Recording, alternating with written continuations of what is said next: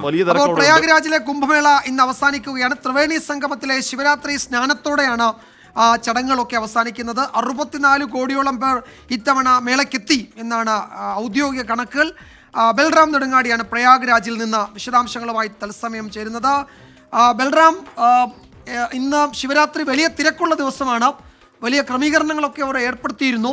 എന്താണ് അവിടെ നിന്നുള്ള മറ്റു വിവരങ്ങൾ? ഈ എത്ര കോടി ആളുകൾ ഈ പകൽ അവിടെ എത്തി എന്നതിൻ്റെ കണക്കുകൾ വല്ലതും വന്നിട്ടുണ്ടോ ഇപ്പോൾ?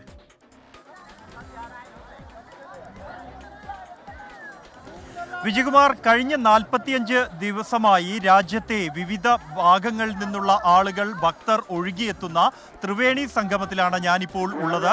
ഇവിടെ നമുക്ക് ദൃശ്യങ്ങളിൽ കാണാം, 4 പാടും നോക്കെത്താ ദൂരത്തോളം ആളുകൾ എത്തിയിരിക്കുന്നു. ത്രിവേണി സംഗമത്തിൽ സ്നാനം ചെയ്യാനായി ആളുകൾ കാത്തു നിൽക്കുകയാണ്. അത്രത്തോളം വലിയ ആൾത്തിരക്ക് ഈ സംഗമത്തിന്റെ 2 തീരങ്ങളിലും നമുക്ക് കാണാൻ കഴിയും. ഇന്ന് രാവിലെ ഒരു 3:30 മുതൽ ഇത് തന്നെയാണ് ത്രിവേണി സംഗമത്തിലെ കാഴ്ച എന്നുള്ളത്. വൈകിട്ടോടുകൂടി തിരക്ക് വർദ്ധിച്ചുകൊണ്ടിരിക്കുകയാണ്.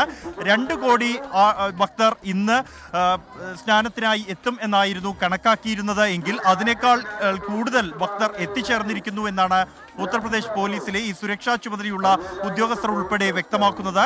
വലിയ നിയന്ത്രണങ്ങൾ, ക്രമീകരണങ്ങൾ ഈ തിരക്ക് മുൻകൂട്ടി കണ്ടുകൊണ്ട് ഇത്തവണ സ്വീകരിച്ചിരുന്നു. പ്രത്യേകിച്ചും 15-20 കിലോമീറ്റർ നടന്നു മാത്രമേ ആളുകൾക്ക് ഇവിടെ എത്തി ത്രിവേണി സംഗമത്തിൽ സ്നാനം ചെയ്യാൻ കഴിയൂ. അത്രത്തോളം വലിയ നിയന്ത്രണങ്ങൾ ഏർപ്പെടുത്തിയിട്ടുണ്ട്.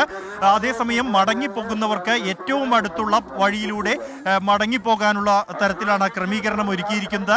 മറ്റ് സജ്ജീകരണങ്ങൾ 350ഓളം ട്രെയിനുകൾ പ്രയാഗ്രാജ് റെയിൽവേ സ്റ്റേഷനിൽ നിന്നും പ്രത്യേക ട്രെയിനുകൾ തയ്യാറാക്കിയിട്ടുണ്ട് ഈ തീർത്ഥാടകർക്ക് മടങ്ങിപ്പോകുന്നതിനായി. ഒപ്പം തന്നെ മറ്റ് സാങ്കേതികമായുള്ള ക്രമീകരണങ്ങളെല്ലാം തന്നെ ഒരുക്കിയിട്ടുണ്ട്.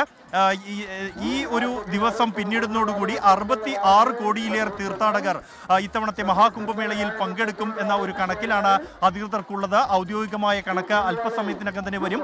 വൈകിട്ടാകുന്തോറും തീർത്ഥാടകർ കൂടുതലായി പ്രവഹിച്ചുകൊണ്ടിരിക്കുന്നു. അത് പ്രാദേശികമായുള്ള തീർത്ഥാടകർ, ഉത്തർപ്രദേശിൽ തന്നെ പല ഭാഗങ്ങളിൽ നിന്നുള്ളവരാണ് ഇന്ന് കൂടുതലായും എത്തിച്ചേരുന്നത്.